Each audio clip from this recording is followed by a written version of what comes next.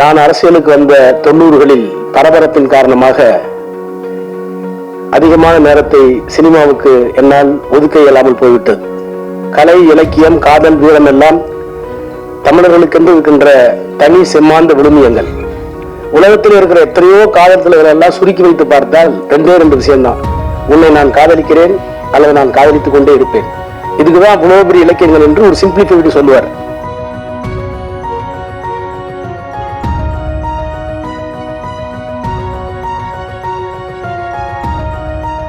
நான் சார்ந்திருக்கிற திராவிட முன்னேற்ற கழகம் கலையோடு, இலக்கியத்தோடு, சினிமாவோடு நெருங்கிய தொடர்பில் இருந்தாலும் கூட நான் அரசியலுக்கு வந்த 90களில் பரபரப்பின் காரணமாக அதிகமான நேரத்தை சினிமாவுக்கு என்னால் ஒதுக்க இயலாமல் போய்விட்டது. எப்போதாவது தலைவர் கலைஞர் அவர்களோடு புதிய படங்கள் வெளியிடுவதற்காக சிறப்பு வெளியீடுகள் இருந்தால் அவரோடு பார்க்கிற அனுபவம் உண்டு. நாங்கள் பார்த்த திரையுலகமும் இன்றைக்கு இருக்கிற திரையுலகமும், நாங்கள் அனுபவித்த இசையும் இன்றைக்கு இருக்கிற பிள்ளைகள் அனுபவிக்கிற இசையும் இருவேறு உலகத்தில் இருக்கின்றனமோ என்கின்ற அளவிற்கு இன்றைக்கு திரையுலகம் வளர்ந்திருக்கிறதா, முதிர்ச்சி அடைந்திருக்கிறதா, அல்லது சிலர் செல்வதைப் போல சீரழிந்திருக்கிறதா என்பதையெல்லாம் நான் மிகப்பெரிய ஆய்வுக்கு எடுத்துக்கொள்ளாதவன்.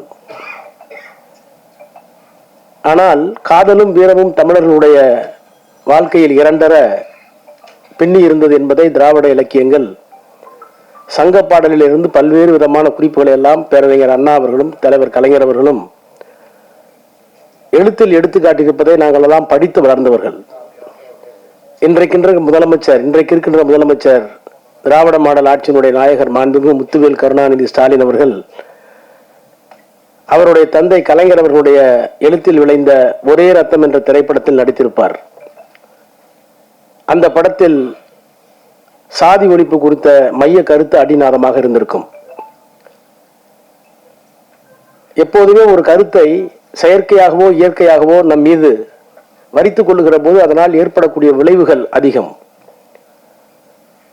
நானே கூட 8ஆம் வகுப்பு படிக்கிற வரை திராவிட இயக்கம் என்றால் என்ன, பெரியார் யார், கலைஞர் யார், அண்ணா யார் என்று அறியாதவன். ஏதோ ஒரு பேச்சு போட்டிக்காக என்னுடைய தமிழாசிரியர் ஒரு தலைப்பிலே அவர் எழுதி கொடுத்த அந்த வாசகங்களை பேச போய் அதனால் நான் பரிசு பெற்று அதற்கு பிறகு அண்ணாவை, பெரியாரை, கலைஞரை, அவர்கள் வாயிலாக சங்க இலக்கியத்தை, திராவிட பண்புகளை எல்லாம் அறிந்து இன்றைக்கு 6 முறை நாடாளுமன்ற உறுப்பினராக, 3 முறை ஒன்றிய அமைச்சராக, அதிலே வரக்கூடாத மிகப்பெரிய சோதனை வந்து அதை எதிர்த்து நிற்கக்கூடிய மன வலிமை உள்ளவனாக நின்றிருக்கிறேன் என்றால் அதற்கு காரணம் திராவிட இயக்கம் தந்திருக்கின்ற கலை, இலக்கியம், அரசியல் என்கின்ற அந்த உணர்வு தான். அந்த அடிப்படையில் இன்றைக்கு இருக்கிற முதலமைச்சர் நடித்த அந்த ஒரே ரத்தம் திரைப்படம் கூட மிகப்பெரிய தாக்கத்தை என்னுள்ளே ஏற்படுத்தியது. ஆனால் இந்த படத்தினுடைய கதை என்னவென்று நான் கேட்டேன். இந்த முன் வெளியீட்டு தகடை பார்க்கக்கூடிய வாய்ப்பை பெற்றேன். நான் முன்பே குறிப்பிட்டதை போல கலை, இலக்கியம், காதல், வீரம் எல்லாம் தமிழர்களுக்கென்று இருக்கின்ற தனி செம்மாந்த விழுமியங்கள்.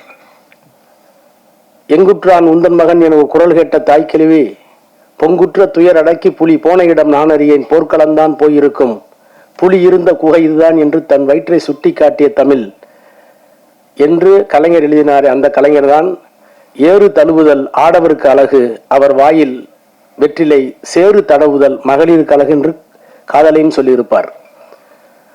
அப்படி காத்து வாக்கில் ஒரு காதல் கதையை கேட்டபோது 2 உண்மையான காதலர்கள் சந்திக்கின்ற தடையை, அதுவும் ஒரு குறிப்பிட்ட சூழலில் பூகோள பகுதியிலே வாழுகின்ற அந்த பகுதியிலே இருக்கின்ற தடைகளை எல்லாம் தாண்டி வருகின்ற அந்த ஓட்டத்தை இங்கே தந்திருக்கிறார்கள் என்று சொன்னார்கள்.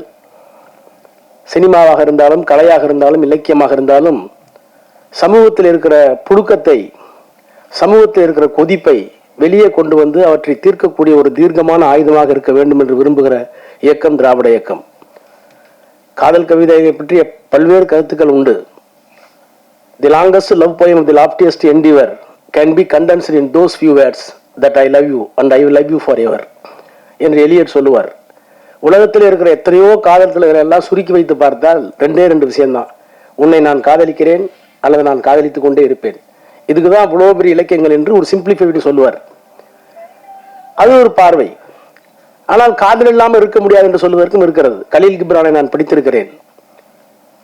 லெபனான் பள்ளத்தாக்குகளில் சைப்ரஸ் மரங்களின் ஊடே என் காதலியின் கல்லறையை கடந்து செல்லும் என் பால்யகால சிநேகிதர்களே, உங்கள் காலடி சத்தம் மெதுவாக இருக்கட்டும், அதை கேட்டு என் காதலி கண்விழித்து போல போகிறாள் என்று கதறிய அந்த காதலனை கலீல் கிப்ரானில் நான் படித்திருக்கிறேன்.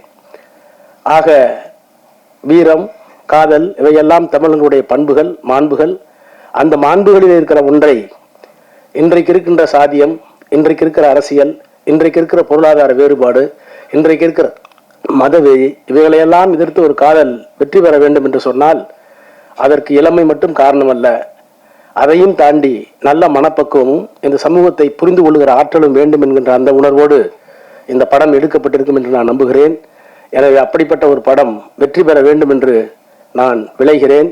அதற்காக உழைத்த அத்தனை பெருமக்களையும் பாராட்டி என்னுடைய வாழ்த்துக்களை தெரிவித்து இந்த திரைப்படம் வெற்றி பெற வேண்டும் என்று வாழ்த்தி விடைபெறுகிறேன். நன்றி, வணக்கம்.